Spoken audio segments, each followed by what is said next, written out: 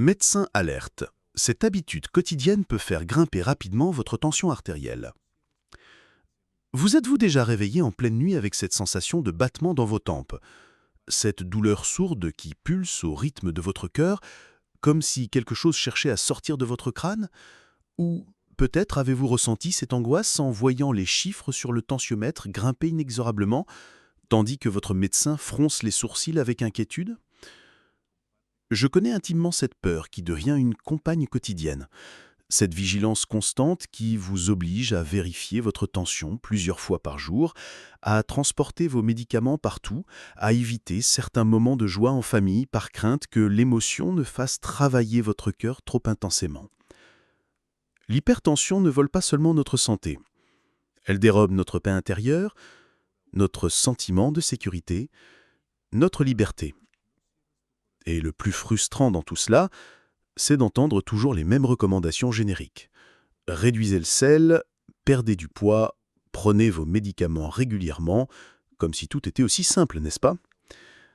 Après des années passées à aider des personnes comme vous à reprendre le contrôle de leur tension artérielle, j'ai découvert que certaines habitudes quotidiennes, apparemment inoffensives, peuvent faire grimper votre tension artérielle plus rapidement que vous l'imaginez. Des gestes que nous faisons tous les jours sans même y penser et qui pourtant sabotent silencieusement tous nos efforts pour maintenir une pression artérielle saine. Dans cette vidéo, je vais partager avec vous les 7 habitudes quotidiennes les plus dangereuses, qui peuvent faire grimper votre tension en flèche, mais aussi les solutions pratiques et naturelles pour les contrer efficacement. Imaginez pouvoir vous réunir avec vos petits-enfants sans cette préoccupation constante, voyager sans craindre une urgence loin de chez vous, ou simplement vous réveiller sans cette sensation d'oppression dans la poitrine. Ce n'est pas une promesse en l'air, c'est un chemin éprouvé que vous pouvez commencer aujourd'hui même avec des changements simples qui sont déjà à votre portée. Restez avec moi jusqu'à la fin car cette vidéo pourrait bien être la plus importante que vous regarderez cette année pour votre santé cardiovasculaire. Avant de commencer, j'aimerais savoir si vous ou quelqu'un de votre entourage souffre d'hypertension. Laissez un commentaire ci-dessous pour partager votre expérience ou toute question que vous pourriez avoir sur ce sujet. Et n'oubliez pas de vous abonner à la chaîne et d'activer les notifications pour recevoir d'autres contenus qui pourraient transformer votre santé. La première habitude quotidienne qui fait grimper votre tension artérielle sans que vous vous en rendiez compte est votre façon de vous réveiller le matin. Saviez-vous que votre tension artérielle connaît naturellement un pic au moment du réveil? C'est ce qu'on appelle le pic matinal, ou morning surge en anglais. Notre corps libère des hormones de stress, comme le cortisol et l'adrénaline, pour nous préparer à affronter la journée. Mais si vous ajoutez à ce phénomène naturel le stress d'un réveil brutal par une alarme stridente, suivie d'une course contre la montre pour vous préparer, vous créez les conditions parfaites pour une poussée d'hypertension. Des études menées à l'université de Tokyo ont démontré que les personnes qui se réveillent brusquement avec une alarme agressive connaissent une augmentation de leur tension systolique pouvant aller jusqu'à 20 mm de mercure en pression par rapport à celles qui se réveillent naturellement ou avec un réveil progressif. Cette élévation matinale excessive de la pression artérielle est directement associée à un risque accru d'accidents vasculaires cérébraux et d'infarctus du myocarde, particulièrement dans les 2 premières heures suivant le réveil. Mais que faire si vous devez vous lever tôt? La solution n'est pas de supprimer votre réveil, mais de transformer votre routine matinale. Optez pour un réveil à lumière progressive qui simule l'aube naturelle, programmée pour démarrer 30 minutes avant votre heure de lever. Votre corps répondra à cette lumière douce en réduisant progressivement la production de mélatonine, l'hormone du sommeil, et en augmentant graduellement le cortisol, vous permettant de vous réveiller plus naturellement. Ensuite, accordez-vous 5 minutes de respiration profonde avant même de sortir du lit. Inspirez lentement par le nez pendant 4 secondes, retenez votre souffle pendant 7 secondes, puis expirez complètement par la bouche pendant 8 secondes. Cette technique, connue sous les noms de respiration 4-7-8, a été étudiée par le Dr Andrew Weil de l'Université d'Arizona et s'est révélée capable de réduire la pression artérielle de 5 à 10 000 mètres de mercure en seulement quelques minutes en activant votre système nerveux parasympathique, responsable de la relaxation. Ces deux simples changements dans votre routine matinale peuvent transformer votre journée entière et, sur le long terme, contribuer significativement à la santé de votre système cardiovasculaire. La deuxième habitude quotidienne néfaste concerne votre consommation de caféine, mais pas de la façon dont vous pourriez l'imaginer. Le café en lui-même n'est pas nécessairement votre ennemi. En fait, certaines études suggèrent que la consommation régulière et modérée de café pourrait même avoir des effets protecteurs sur le système cardiovasculaire grâce à ses antioxydants. Le problème réside dans le moment et la manière dont vous consommez votre caféine. Beaucoup d'entre nous ont pris l'habitude de boire leur café immédiatement après le réveil, à jeun, puis de continuer à en consommer tout au long de la journée, parfois jusqu'en fin d'après-midi. Cette habitude peut créer un véritable chaos dans votre tension artérielle. Lorsque vous consommez de la caféine à jeun, son absorption est beaucoup plus rapide et son effet sur votre pression artérielle plus prononcé. La caféine bloque l'adénosine, une substance chimique cérébrale qui favorise le sommeil et dilate les vaisseaux sanguins. En conséquence, vos vaisseaux se contractent et votre pression artérielle augmente.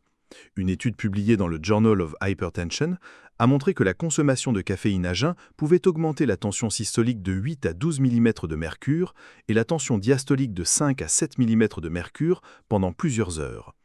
La solution n'est pas d'abandonner votre précieux café, mais de repenser votre relation avec lui. Premièrement, ne buvez jamais de café dans l'heure qui suit votre réveil. Votre corps produit naturellement du cortisol, en pic entre 8h et 9h du matin, ce qui vous rend déjà naturellement alerte.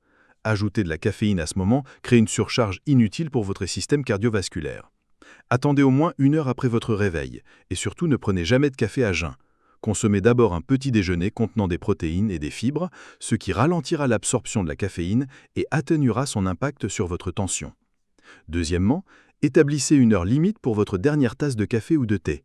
La caféine a une demi-vie d'environ 6 à 7 heures, ce qui signifie que 6 heures après votre dernière tasse, la moitié de la caféine circule encore dans votre organisme.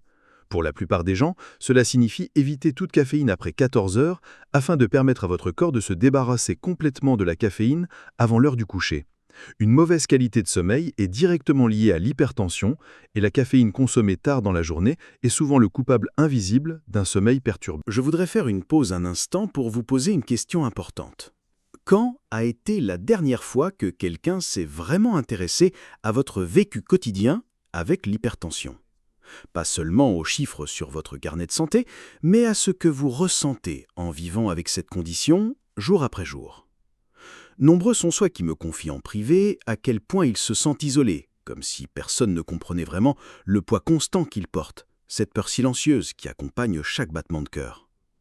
Si vous vous reconnaissez dans cette description, j'aimerais beaucoup connaître votre expérience dans les commentaires ci-dessous. Cela peut être aussi simple que « Je lutte contre l'hypertension depuis X années et ce qui me préoccupe le plus est… ». Partager votre histoire ne m'aide pas seulement à créer des contenus plus pertinents pour vous, mais montre également aux autres personnes qui regardent cette vidéo qu'elles ne sont pas seules dans ce combat.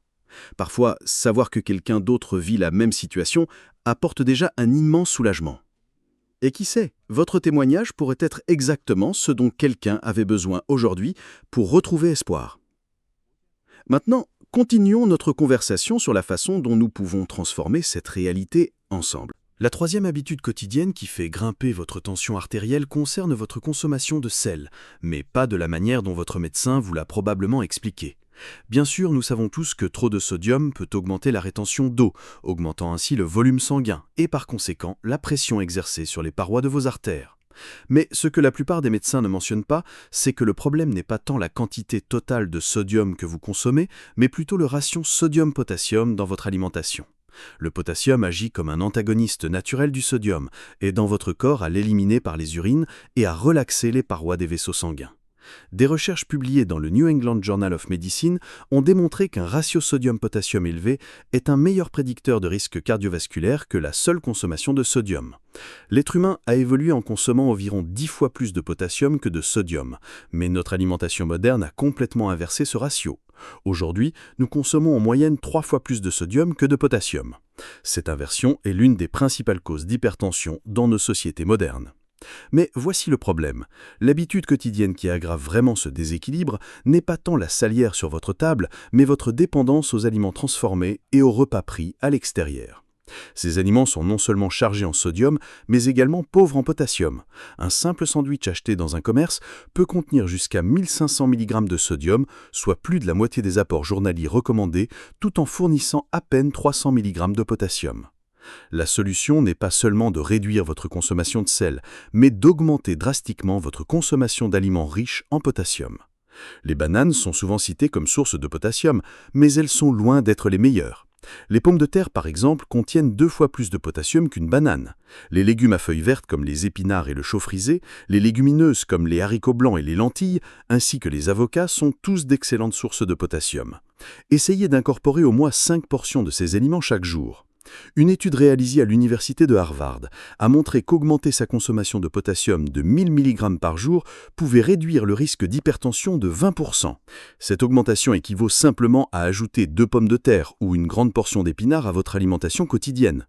Une autre stratégie efficace consiste à remplacer votre sel de table ordinaire par du sel enrichi en potassium, disponible en pharmacie ou dans les magasins spécialisés.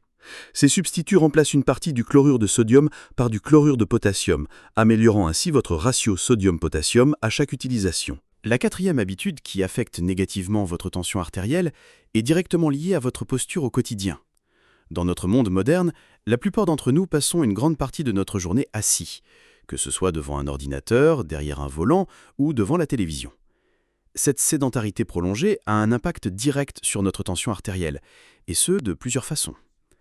Tout d'abord, rester assis pendant de longues périodes réduit l'activité d'une enzyme appelée lipoprotéine lipase, qui aide à réguler les graisses dans le sang.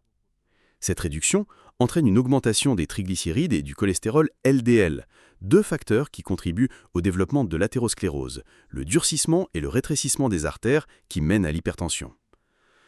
Mais ce qui est plus surprenant, c'est l'effet direct de la posture assise sur la mécanique de votre système circulatoire. Lorsque vous restez assis pendant plus de 30 minutes sans bouger, le sang commence à stagner dans vos jambes et votre bassin. Pour compenser cette stagnation et assurer un approvisionnement sanguin adéquat au cerveau et aux organes vitaux, votre cœur doit travailler plus fort, augmentant ainsi votre pression artérielle. Une étude publiée dans le British Journal of Sports Medicine a révélé que les personnes qui restent assises plus de 8 heures par jour sans interruption présentent une pression artérielle systolique en moyenne 6 à 8 mm de mercure plus élevée que celles qui interrompent régulièrement leur position assise. Mais la bonne nouvelle, c'est que la solution à ce problème est remarquablement simple et ne nécessite pas d'investir des heures à la salle de sport. La stratégie la plus efficace est ce qu'on appelle les micro-pauses actives. Toutes les 30 minutes, levez-vous de votre chaise pendant au moins 2 minutes. Vous pouvez simplement marcher, faire quelques étirements légers ou même monter et descendre quelques marches. Ces courtes interruptions de la position assise sont suffisantes pour réactiver la circulation dans vos jambes et réduire la charge sur votre système cardiovasculaire. Une étude menée à l'Université d'Indiana a démontré que 3 sessions de marche de 5 minutes réparties tout au long de la journée étaient plus efficaces pour contrôler la pression artérielle qu'une seule session d'exercice de 15 minutes. Pour transformer cette connaissance en habitude, utilisez la règle 32. Pour chaque période de 30 minutes assise, accordez-vous 2 minutes de mouvement. Configurez une alarme discrète sur votre téléphone ou votre montre pour vous le rappeler. Au début, cela peut sembler contraignant, mais après quelques jours, vous remarquerez non seulement une amélioration de votre tension artérielle, mais aussi une augmentation de votre niveau d'énergie et de votre concentration. La 5e habitude quotidienne qui affecte votre tension artérielle de manière significative est liée à votre hydratation, mais d'une façon que peu de personnes comprennent correctement. La déshydratation chronique légère est extrêmement courante, touchant environ 75% de la population selon une étude de la Harvard Medical School. Lorsque vous ne buvez pas suffisamment d'eau, votre corps met en place un mécanisme de conservation qui concentre votre sang. Cette concentration accrue rend le sang plus épais et plus visqueux, ce qui oblige votre cœur à travailler plus intensément pour le pomper à travers vos vaisseaux sanguins, augmentant ainsi votre pression artérielle. De plus, face à la déshydratation, votre corps active le système rénine-angiotensine, un mécanisme hormonal qui provoque la constriction de vos vaisseaux sanguins pour maintenir une pression adéquate malgré le volume sanguin réduit. Cette vasoconstriction contribue directement à l'augmentation de votre tension artérielle. Une étude publiée dans le Journal of Human Hypertension a montré qu'une déshydratation légère à modérée pouvait augmenter la pression systolique de 3 à 5 mm de mercure. Mais l'habitude problématique n'est pas seulement le manque d'eau, c'est aussi ce que nous buvons à la place. Beaucoup d'entre nous compensent inconsciemment notre soif par des boissons contenant de la caféine, comme le café, le thé ou les sodas, ou par des boissons alcoolisées. Ces liquides ont un effet diurétique, qui peut aggraver la déshydratation plutôt que l'améliorer. Les boissons sucrées, quant à elles, créent une charge glycémique qui peut également contribuer à l'élévation de la tension artérielle. La solution est simple en théorie, mais demande une attention consciente pour devenir une habitude. Visez à consommer au moins 30 ml d'eau par kilogramme de poids corporel chaque jour. Pour une personne de 70 kg, cela représente environ 2,1 litres d'eau. Mais plutôt que d'essayer de boire cette quantité en quelques grandes prises, répartissez-la tout au long de la journée. Une approche efficace consiste à commencer votre journée avec un grand verre d'eau à température ambiante, idéalement avec quelques gouttes de jus de citron frais. Le citron contient des bioflavonoïdes qui renforcent vos vaisseaux sanguins et la vitamine C qui aide à maintenir leur élasticité. Ensuite, adoptez l'habitude de boire un verre d'eau une demi-heure avant chaque repas. Non seulement cela vous aidera à rester hydraté, mais des études ont montré que cette pratique peut également réduire la quantité de nourriture consommée, ce qui peut contribuer à la gestion du poids, un autre facteur important pour contrôler l'hypertension. Pour faciliter cette habitude, gardez toujours une bouteille d'eau réutilisable à portée de main et établissez des rappels réguliers, comme boire un verre chaque fois que vous consultez vos emails ou après chaque appel téléphonique. La 6e habitude quotidienne qui impacte négativement votre tension artérielle est directement liée à votre sommeil, mais pas seulement à sa durée. La qualité de votre sommeil, en particulier la phase de sommeil profond, joue un rôle crucial dans la régulation de votre pression artérielle. Pendant le sommeil profond, votre corps entre dans un état de récupération où votre pression artérielle chute naturellement de 10 à 20%, un phénomène appelé dipping nocturne.